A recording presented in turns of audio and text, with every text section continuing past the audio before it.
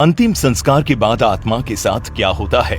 दोस्तों, गरुड़ पुराण में बताया गया है कि मृत्यु के बाद यमलोक से दो यमदूत आत्मा को सिर्फ 24 घंटों के लिए ही अपने साथ ले जाते हैं। इन 24 घंटों में मृतक के परिजन उसके शरीर का अंतिम संस्कार और अन्य कर्म करते हैं, तो वहीं दूसरी तरफ यमलोक में इस दौरान आत्मा को उसके जीवन भर किए गए कर्मों को दिखाया जाता है। इसके बाद यमदूत आत्मा को वापस उसके घर छोड़ देते हैं। उसके बाद 13 दिनों तक आत्मा अपने परिजनों के बीच ही रहती है और 13वीं बीत जाने के बाद फिर से आत्मा यमलोक के लिए रवाना हो जाती है। इसी बीच आत्मा को 3 अलग अलग मार्ग दिखाए जाते हैं। अब इनमें से किस मार्ग पर आत्मा को भेजा जाएगा, ये उसके जीवन में किए गए कर्मों पर निर्भर करता है, जिनमें से जो पहला है वो है अर्ची मार्ग, जो कि देवलोक की यात्रा का मार्ग है।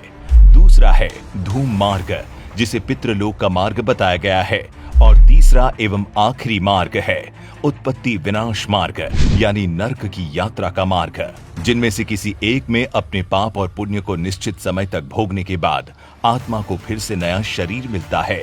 आपको बता दें कि मृत्यु के बाद जीवात्मा की यात्रा इतनी आसान नहीं होती, क्योंकि इस मार्ग में आत्मा को कई प्रकार की बाधाओं का सामना करना पड़ता है, जिनमें से सबसे खतरनाक है यमलोक के मार्ग में पड़ने वाली वो वैतरणी नदी, जिसके बारे में कहा जाता है कि पुण्य आत्मा इस नदी को बड़ी ही आसानी से पार कर लेती है, लेकिन पापी आत्मा को इस नदी को पार करने के लिए काफी जटिल यातनाओं को झेलना पड़ता है। इसका आधार हम गरुड़ पुराण को भी मान सकते हैं, जिसमें बताया गया है कि एक बार जब पक्षीराज गरुड़ ने श्री हरि से पूछा कि हे प्रभु, मृत्यु लोक और यमलोक के बीच जो वैतरणी नदी मौजूद है, उसे भला एक जीवात्मा का क्या संबंध है और उसे इस नदी में कैसी सजा भुगतनी पड़ती है? तब उन्हें भगवान श्री हरि ने बताया कि हे गरुड़, जो भी पापी आत्मा इस नदी में प्रवेश करती है, वो रक्त से भरे एक पात्र में घी की तरह खौलाई जाती है। इस नदी का जल कीटाणुओं और वज्र के समान सूंड वाले जीवों से भरा रहता है, और जैसे ही कोई पापी आत्मा उस नदी में प्रवेश करती है, वो नदी अचानक से 12 सूर्य से उत्पन्न होने वाली गर्मी के समान तपने लगती है, और उस महाताप में पापी चिल्लाते हुए करुण विलाप करने लगता है। और जब महाताप उसके बर्दाश्त से बाहर चला जाता है, तब वो दुरात्मा उस भयंकर रक्त रूपी जल में डुबकी लगाने लगती है। तो आप जानते हैं कि जिन लोगों ने अपने जीवन में पाप किए होते हैं, उन्हें नरक भेजा जाता है, वहीं जो अच्छे कर्म करते हैं उन्हें स्वर्ग मिलता है। यहाँ तक कि जो आत्माएं स्वर्ग की हकदार बनती है, उन्हें यमराज स्वयं अपने भवन से स्वर्ग के द्वार तक छोड़ने जाते हैं। यहाँ अप्सराएं उनका स्वागत करती है।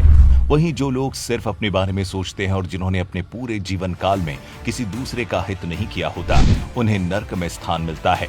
बता दें कि गरुड़ पुराण में अलग अलग नरकों का जिक्र भी किया गया है, जहां मृत आत्मा को पापों की सजा मिलती है। जिसमें सबसे रोमांचक बात तो ये है कि गरुड़ पुराण में अंधात्मत श्रम नर्क के बारे में भी जिक्र किया गया है। ये नर्क केवल उन्हीं पति पत्नियों की आत्माओं के लिए है जो अपने साथी को केवल लाभ या उपभोग की एक वस्तु समझते हैं। इस नर्क में ऐसी ही आत्माओं को मारा जाता है। वहीं तमिश्रम नर्क में उन लोगों को जगह मिलती है जिन्होंने अपने जीवन में दूसरों की संपत्ति हड़पी होती है। यहाँ उन्हें तब तक मारा जाता है जब तक कि वे बेहोश न हो जाए। दोबारा होश में आने के बाद फिर से उन्हें इसी तरह लहूलुहान किया जाता है, और ये सिलसिला तब तक चलता है जब तक कि सजा का समय समाप्त न हो जाए। वहीं कुंभी पाकम नामक नर्क में शिकारी लोगों, यानी उन लोगों की आत्माओं को लाया जाता है जो अपने शौक के लिए जानवरों की हत्या की होती है। यहाँ उनके इस कर्म की सजा में उन्हें खौलते हुए तेल में उबाला जाता है। आपको क्या लगता है, आप किस लोक के लोभी बनेंगे? नीचे कमेंट करके जरूर बताएं।